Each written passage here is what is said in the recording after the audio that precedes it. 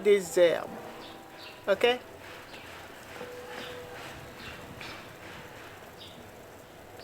Ah, juste le nom aussi. Adèle. Ah oui, c'est beaucoup utilisé au Cameroun, hein? À l'ouest Cameroun.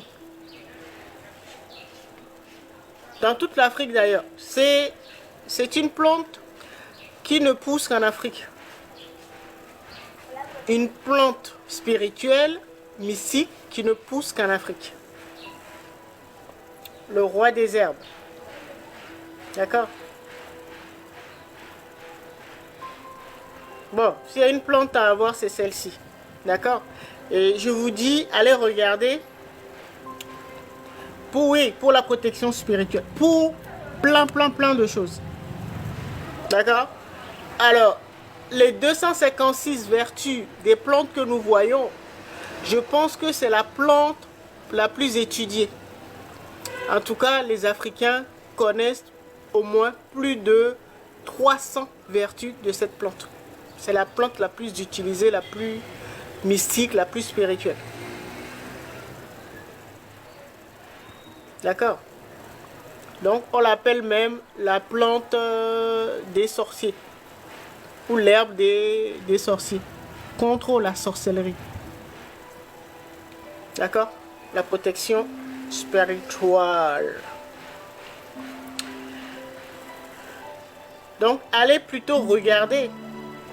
Allez plutôt regarder l'image. Vous tapez herbe, le roi des herbes, vous allez voir les photos ou les images. D'accord? Alors, pour la reconnaître, vous avez des espèces de... On dirait une couronne. Vous voyez? Donc, les fleurs sont... Bon.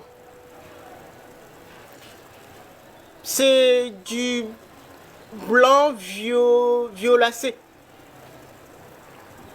D'accord? C'est pour ça que au Togo, ici, on l'appelle Nyagan Tahé. Ça veut dire la vieille avec les cheveux blancs, cheveux argent.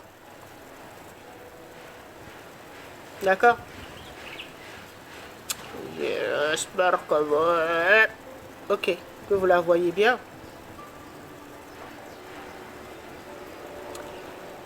Alors, pour la reconnaître également, elle a au toucher ou visuellement, vous allez... Ça ressemble à de l'ortie. D'accord? Les feuilles, on dirait de l'ortie. Mais vous n'allez pas pouvoir bien voir ici. On dirait qu'elle a des poils sur les feuilles et sur les tiges également. Vous n'allez pas pouvoir bien voir sur les tiges et sur les feuilles.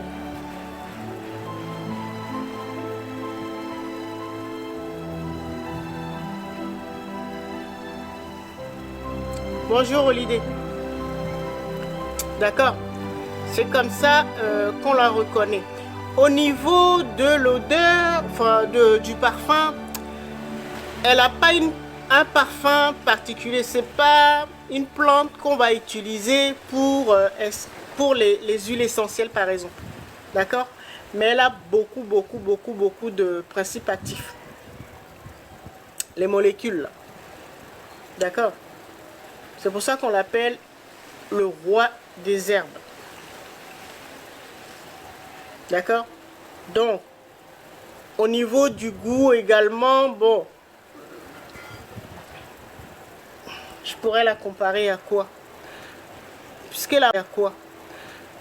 Puisqu'elle a quoi? Puisqu'elle a... Donc, quand j'ai fait les croisements, bon, avec d'autres plantes, hein, donc ça lui donne un petit parfum, arrière-parfum de basilic. Voilà. Mais c'est pas ça.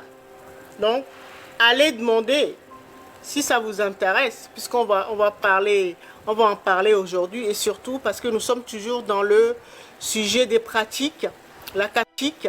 la quatrième partie du sujet qu'on a commencé il y a quelques semaines sur les pratiques du Nouveau Monde. Donc, quatrième partie. Aujourd'hui, nous allons nous attarder sur les valeurs mahatiques. Les valeurs de la Mahat. D'accord? Et donc, vous avez remarqué, dès qu'on parle d'une plante, ça a toujours un lien avec le sujet du jour. D'accord? Donc, voilà. Si vous demandez aux jardiniers, comme on dit ici, chez les fleuristes, vous en trouverez. D'accord? Mais bien sûr, je vous dis, c'est une plante tropicale et ça ne pousse qu'en Afrique. Ok? Et donc, les couleurs, on va dire plutôt du violet. Donc, ça veut dire que c'est lié au chakra couronne. D'accord? Donc, c'est pour ça qu'on l'appelle le roi. Le roi des herbes. Elle est très puissante.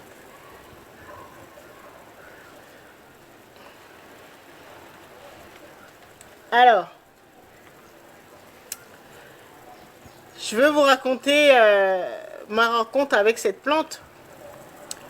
Bon, elle avait commencé à pousser hein, dans le jardin.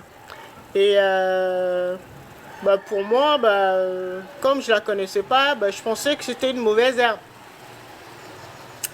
Donc au début, je l'arrachais. Parce que quand elle commence à pousser, au début, il n'y avait pas de fleurs. Donc moi, je l'arrachais. Mais je voyais que ça revenait. Donc ça changeait d'endroit. Quand je la déterre à tel endroit, elle va repousser à un autre endroit. Je me suis dit, mais qu'est-ce qu'elle me veut celle-là? Et puis un jour, elle a poussé quelque part où je n'avais pas remarqué. Et donc elle avait commencé à donner des fleurs. Donc ces fleurs violettes là. Pas tellement, oui, blanc, violet. Et j'ai commencé à changer d'avis par rapport à elle. Parce que je me suis dit, bon, comme tu donnes des fleurs, ok, je vais te laisser. Je vais te laisser, mais j'étais à l'œil. Voilà, et donc j'ai commencé à rentrer en contact avec la plante, donc à lui parler. Mais elle répondait pas. Plusieurs mois ont passé. Et c'est comme ça que j'ai compris que les personnes de la royauté, hein, les rois et reines, hein, c'est pour ça qu'on l'appelle le roi des herbes. Donc elle faisait son malin avec moi. Elle ne voulait pas se présenter. Elle ne voulait pas me donner son nom pour que j'aille faire des recherches sur elle et tout ça. Et donc c'est une plante qui s'est beaucoup amusée avec moi, si on peut dire ça. Mais bon, je savais que tout ce qui pousse, en tout cas chez nous, en fonction de notre vibration, de notre énergie, et surtout quand on est en contact, qu'on s'éveille et qu'on est en contact avec ses guides et ses gardiens, ses rétributeurs, nos guides nous aident, ou surtout nos gardiens, nous aident à assurer notre protection, si on peut dire ça. Donc je savais que c'est une plante dont j'aurais besoin, même si elle refusait de se livrer facilement à moi. D'accord? C'est comme ça que j'ai fait cette rencontre. J'ai fait ma rencontre avec le roi des herbes. C'est après, bon, quand elle a décidé de se livrer, que je suis tombé sur une vidéo où on en parlait. J'avais entendu le nom, mais je ne la connaissais pas.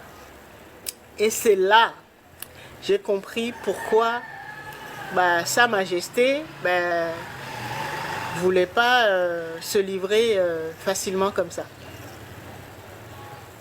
C'est la seule plante qui m'a fait le coup, quoi. Si vous avez l'habitude de